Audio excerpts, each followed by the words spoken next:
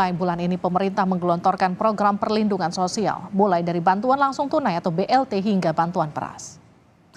Pemerintah menetapkan anggaran bansos atau perlindungan sosial tahun 2024 sebesar 496,8 triliun rupiah. Anggaran bansos di tahun politik 2024 ini termasuk yang terbesar, bahkan melebihi anggaran bansos saat pandemi COVID-19 tahun 2021 hingga 2023 lalu, yang ada di kisaran 440 hingga 460 triliun. Itu pun anggaran di 2020 hingga 2022 tidak semuanya bansos karena anggaran itu termasuk anggaran pemulihan ekonomi nasional. Apa saja bantuan sosial yang dicairkan pemerintah? Kita lihat satu-satu. Ada bantuan pangan non-tunai Rp200.000 per bulan. Ada juga bansos beras 10 kg untuk 22 juta keluarga penerima manfaat. Ada BLT kerawanan pangan yang nilainya mencapai 11,25 triliun rupiah. Namun berdasarkan catatan strategi nasional, pencegahan korupsi yang dibentuk KPK pada awal 2021 hingga 2023 ada kerugian negara 523 miliar rupiah per bulan karena data penerima bansos tidak mutakhir. Sejak awal 2023 hingga bulan September kerugian negara jadi 140 miliar rupiah per bulan karena data penerima mulai diperbaiki.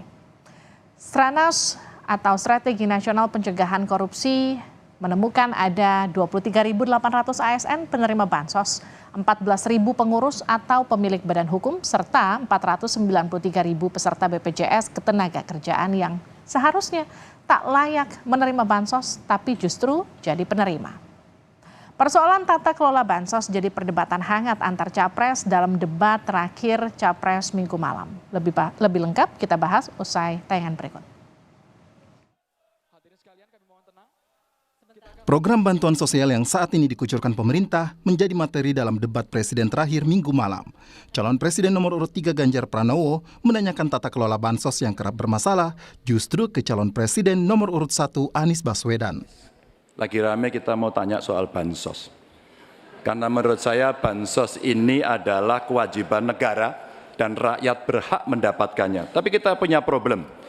Karena banyak klaim yang diberikan seolah-olah ini bantuan orang per orang atau kelompok. Padahal kita masih punya. Ada data yang tidak valid, ada cara penyampaian yang tidak benar, ada protes yang kemudian tidak terverifikasi atau terrespon dengan baik.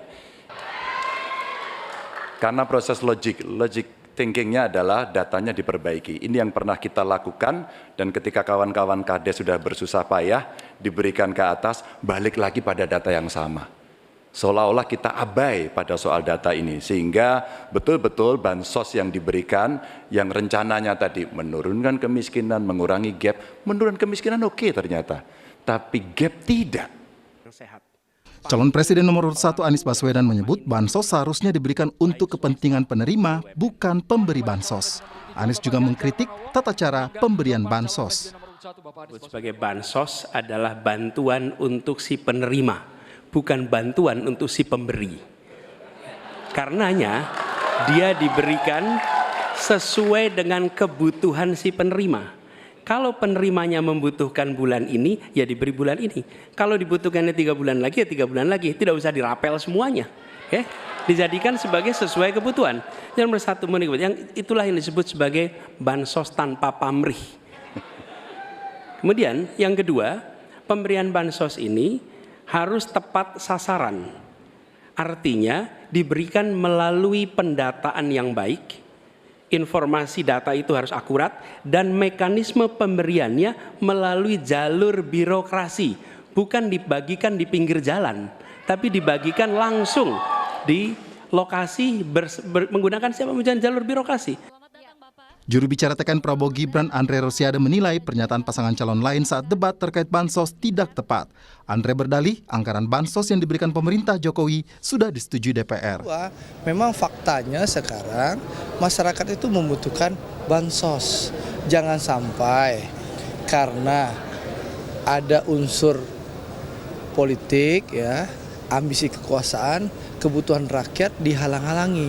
Ini kan soal empati. Jangan sampai gara-gara, saya melihat ini soal empati jangan sampai gara-gara ambisi kekuasaan malah melarang pemerintah memberikan bansos kepada rakyat yang membutuhkan. Anggaran bansos memang mengalami kenaikan termasuk di tahun ini yang mencapai 496,8 triliun rupiah. Anggaran ini naik dari tahun lalu, bahkan lebih tinggi dari bansos di era pandemi.